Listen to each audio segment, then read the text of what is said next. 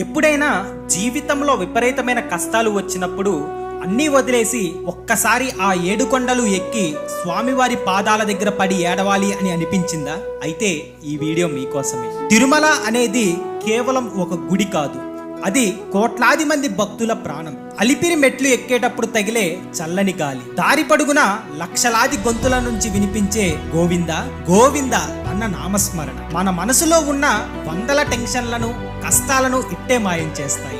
గంటల తరబడి క్యూలైన్ లో నిలబడి కాళ్ళు నొప్పులు పుట్టిన ఆ బంగారు వాకిల్లో అడుగు పెట్టగానే అఖిలాండ కోటి బ్రహ్మాండ నాయకుణ్ణి కల్లారా చూసిన ఆ క్షణం మనకు తెలియకుండానే మన కళ్ళమ్మట నీళ్లు కారిపోతాయి. అప్పటిదాకా స్వామి అది కావాలి ఇది కావాలి అని అడిగిన మన మనసు ఆ దివ్యమంగళ రూపాన్ని చూడగానే అన్నీ మర్చిపోయి ఊగబోతుంది. బయటికి వచ్చేటప్పుడు నేనున్నాను అని సాక్షాత్తు శ్రీ వెంకటేశ్వర స్వామి మనం భుజం తట్టినంత ప్రశాంతత